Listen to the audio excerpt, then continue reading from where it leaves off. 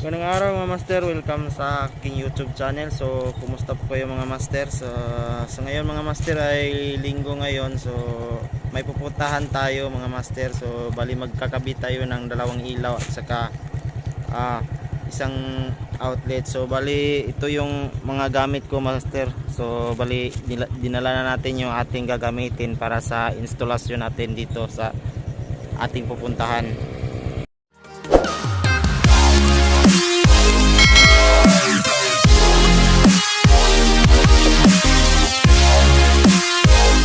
Ngayon mga master, andito na tayo sa ating pagkakabitan. So maglalagay tayo ng isang ilaw dito at saka isang ilaw dyan sa labas. Bali tindahan kasi ito mga master. So paglagyan natin ng ilaw natin dito at saka dyan natin ilalagay yung ating switch at saka yung outlet natin. Kasi may rep na maliit dito na yung ilalagay ng may-ari. So yun yung ating pag-wiringan natin ngayon mga master. So bali ito yung ating gamit mga master, yung THC natin saka yung PDX wire natin na ikakabit natin dito sa kahoy. Yung PDX wire yung ating gagamitin. So ito yung ating junction box saka yung short elbow at saka CPC connector or flexible connector. Saka ito yung ating staple wire na gamit. Saka ito yung mga bulb nya. So bali ang mangyayari dito mga master ay maglalagay tayo ng switch box dyan. Yan, ito yung switch box. Ito yung ating ilalagay dito mga master. So ayan, so magsisimula na tayo mga master. So bago tayo magsimula mga master, sana huwag nyo kalimutan i-subscribe yung YouTube channel natin at i-hit yung notification bell para updated ka sa next upload natin mga master. So tara, mag-start na tayo. So, bali ito yung gagamitin natin mga master, yung pangdikit natin dyan sa ating muling. So kasi naka ano lang to, switch box lang yung gamit natin. So ito yung ating gagamitin na more nails, yung pandikit natin sa ating switch box. So lalagyan natin ng no more nails, counting no more nails yung ating switch box. So yan, so ganyan na lagyan natin ng maliit na no more nails yung ating switch box. So ayan yung ating gagamitin natin na pandikit doon sa ating uling. So ayan po mga master.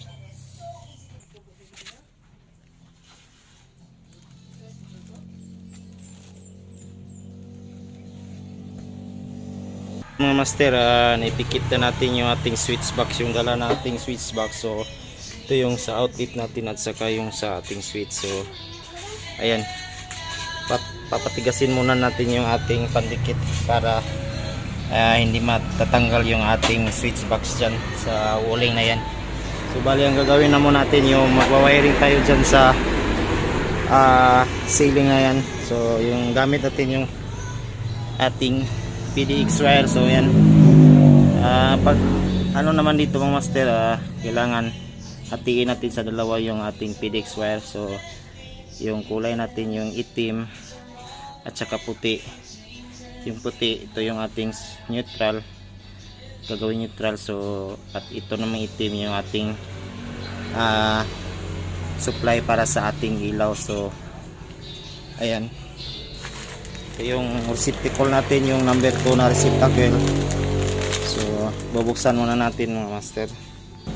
So ito yung receptacle natin. So kailangan yung ating block mga master is kailangan dito papunta yung ating block na wire, or ilalagay natin dito sa center ng receptacle. So bali yung terminal niya is ito yung terminal niya. So dito natin ilalagay yung ating itim na wire at saka yung white yung dito sa paligid na to, yung ating neutral. Kailangan yung ating itim is dito talaga pupunta sa center ng ating receptacle. So ito yung receptacle natin mga master. So kung natatandaan nyo yung center natin na pin, so dito natin ilalagay yung ating black na wire. So ayan, saka yung kabila is yung neutral natin, yung paligid ng loob ng receptacle. So ayan.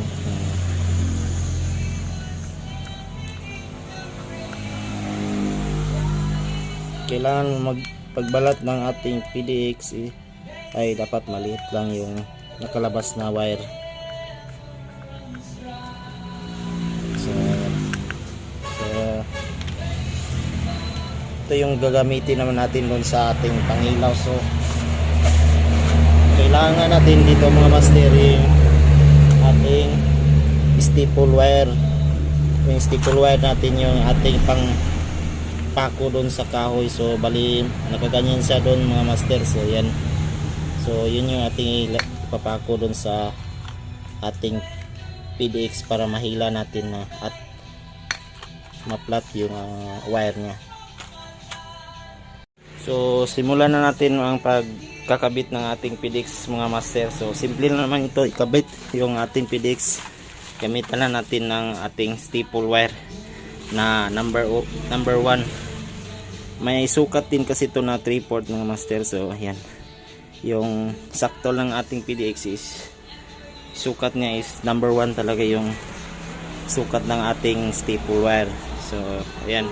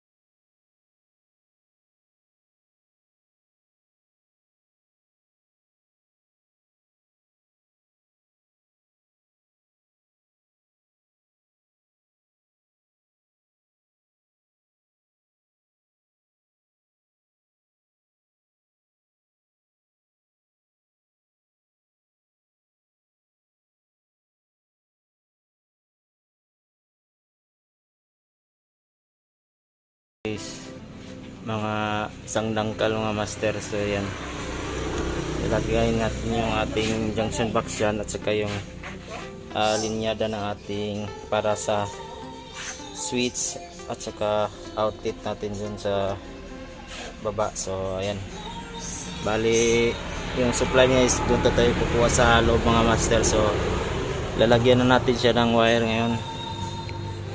So mga master, ito na po yung ating wire na isusuot natin dyan sa ating switch. So bali yung kulay blue natin is ito yung sa ating para sa supply natin.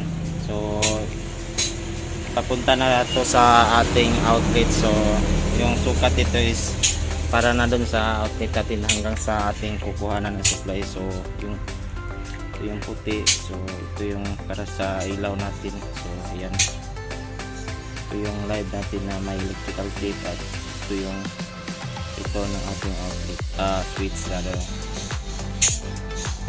So sususukan natin ang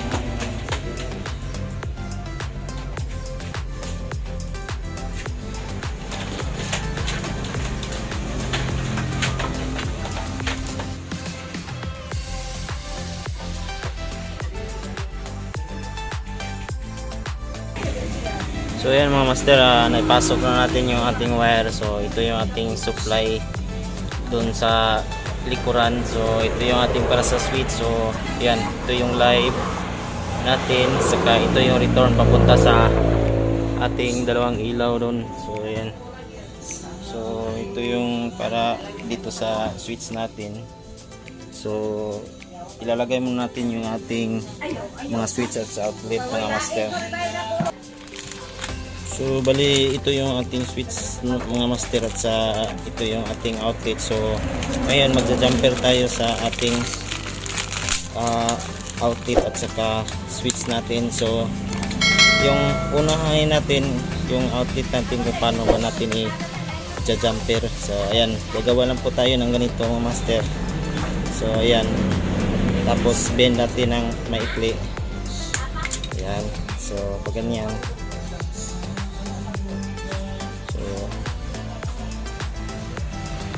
Ayan po. So tsaka pag nakagawa na tayo ng ganito, so isasaksak na natin dito sa butas ng ating outlet. So ganyan. So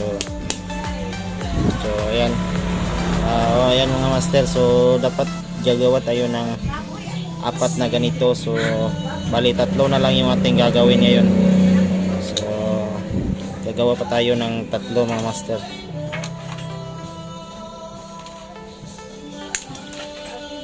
So ganyan lang po. So ayan, mano-mano lang tayo mga master kasi wala tayong pang strip ng ating balat ng wire. So ayan, ganyan lang. So ayan, so ayan po mga master, ito na yung ating pag-jumper ng ating outlet. So ganyan na po mag-jumper ng ating outlet kapag ganitong mga plus type nga outlet mga master. So ayan, so ganyan. So ngayon yung switch na tugang naman yung ating jajumperan. So ayan, so ganun lang din po mga master. So dapat dito tayo mag-jumper ng ating switch. So ayan, ito yung switch natin. So dito tayo magja-jumper. So ganun din, magawa tayo ng ganito, pero medyo mahaba na yung ating wire. Ayan, ganyan lang para umabot yung ating wire doon sa butas. So ganyan. So pasok natin dito sa butas ng switch. So ayan. So ayan, ganyan lang po yung pagbutas na pag-jumper ng ating tugang switch mga master. So ayan yung ating outlet at saka switch. So ayan, so yun yung ating kakabit natin doon sa ating switch box. So ngayon ito po yung ating paglalagyan ng ating switch mga master. So yung itong ating live, ayan, yung itong live natin. So dito natin isasaksak sa yung ating ginampiran. So ayan, tapos yung dalawang return ng ating switch is dito yung isa at saka yung dito naman yung isa. So isasaksak natin. So bali mga master, yun yung ating supply natin mga master. So ito yung ipapunta natin doon sa junction box na yun. So ayan, maglilinya tayo ng ating PVC ngayon papunta dyan sa junction box na yan. So ayan.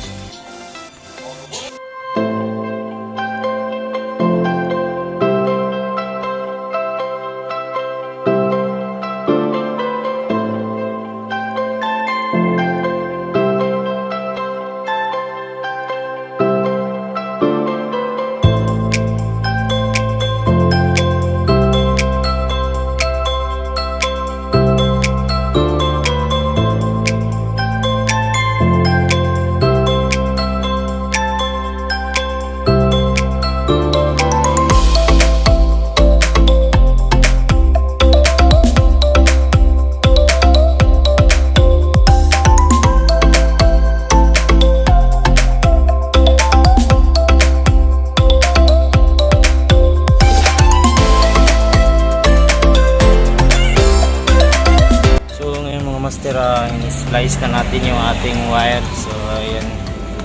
So bali yung ating puti kanina, yung ito, yung ating papunta sa ating switch. So ayan, ito yung ating live, yung papunta sa ating switch at saka papunta sa ating outlet. So ayan, tapos yung dalawang puti, ito yung sa return ng ating ilaw. So bali dalawang ilaw, yan, ito yung return nya. So ayan, tapos yung neutral natin, so neutral na bali yung circuit humra natin.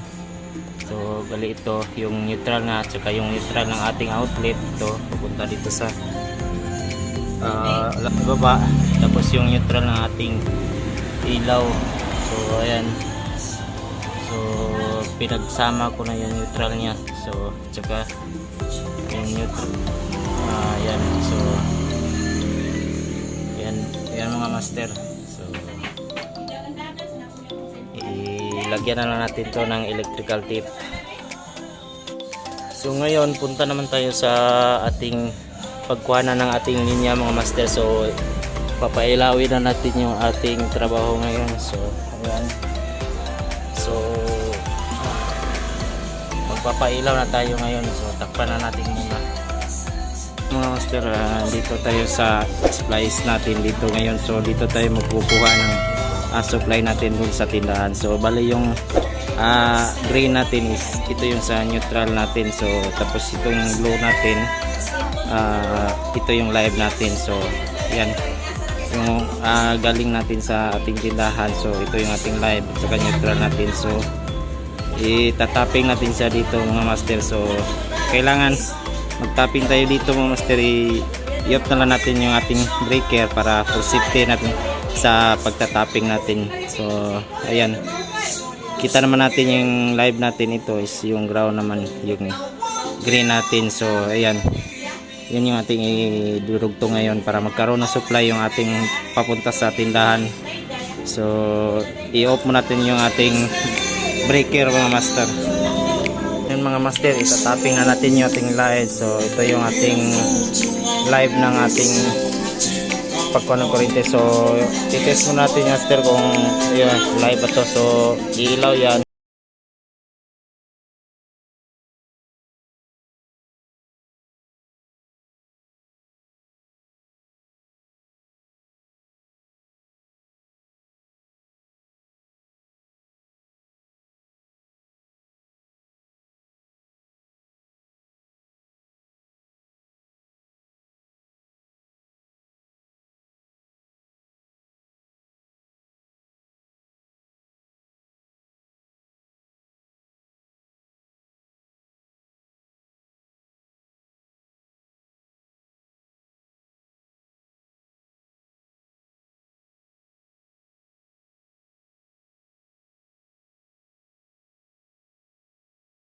So ngayon mga master, natapos na natin yung ating pagwawiring. So i-test na natin kung yung ilaw natin is gagana ba. So bali tugang yung ating na-install, tugang, tapos isang outlet.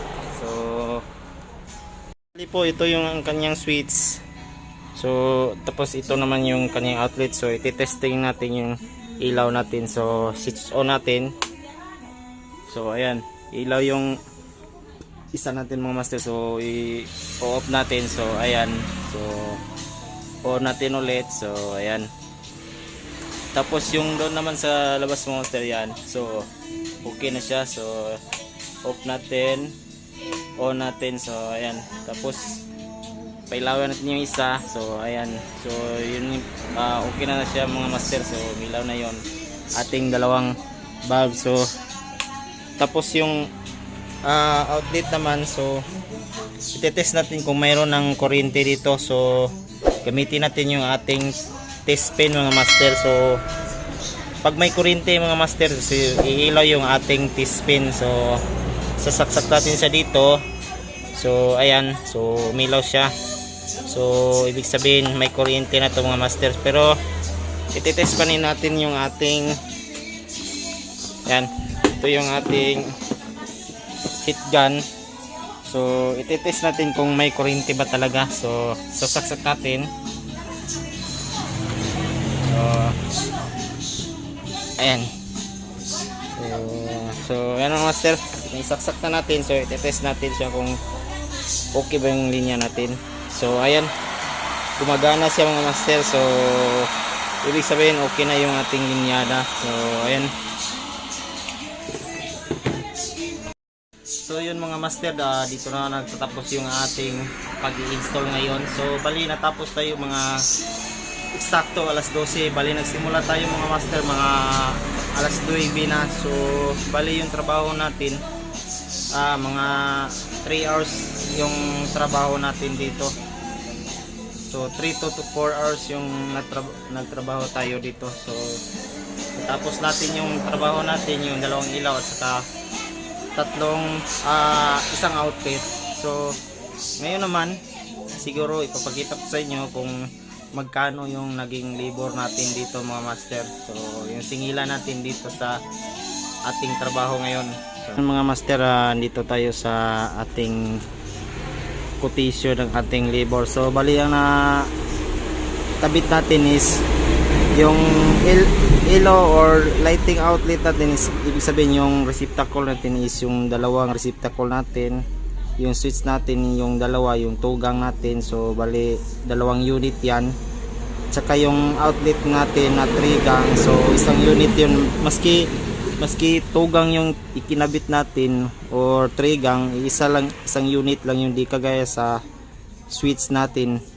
Kapag 3 gang is tatlong unit yung ating charging sa switch, hindi gaya ng outlet, maski 3 gang or 2 gang is isa lang yung unit natin na charging natin. So tapos yung piping natin, nag-charge tayo ng piping, yung dalawang pipes natin nga nilagay. So bali yung per unit natin si 30 per unit yung pipe natin mga master. Saka yung CO natin, so sa amin dito is 300 per unit.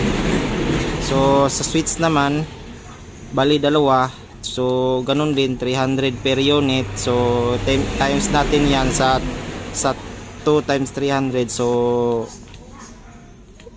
so 600 mga master. So yan sa LO naman, yung lighting outlet natin, so dalawa, so 300 din yung per unit natin, so 600 din. So yung CO natin is isa lang, so 300. Tapos yung piping natin is 2 times 30, so bali 60 yung niya mga master. So i-add mo yan mga master. So yun yung lalabas ng kung magkano yung ating labor charge dito sa ating trabaho mga master. So i-add natin yan. So 0, 6, 12 plus, so bali meron po tayong 1.5 na total mga master. So ito yung total labor natin sa ating ginagawa nga trabaho mga master. So ayan, dalawang ilaw, dalawang switch at saka isang outlet yung inilagay natin. Nag-charge din tayo para sa ating piping. So bali yung overall total is 1,560 mga master, yung total labor cost niya. So sa ating dito sa tinatrabaho natin. So ganyan lang po magkukompute ng ating labor cost dito sa probinsya namin mga master. So bali yung charging, may dalawa kasi kaming klaseng charging. So yung yung cancelled wiring at saka yung open wiring. So ang nangyari dito is cancelled wiring yung charging natin dito mga master. So siguro gawin ko na lang ng video yung magkano yung singila namin dito sa probinsya namin. So ayan mga master, natapos namin kausap yung may-ari. So nagkasitol na kami, so hindi naman maiwasan yung tawaran. So pinagbigyan ko naman siya mga master. So hindi naman masyadong malaki yung tinawad niya. So kaya yun. So sa mga hindi pa naka-subscribe sa aking YouTube channel, so please subscribe to my YouTube channel mga master. So hit niyo yung notification bell para updated kayo sa aking next vlog. So see you on my next vlog mga master, and God bless sa inyong lahat.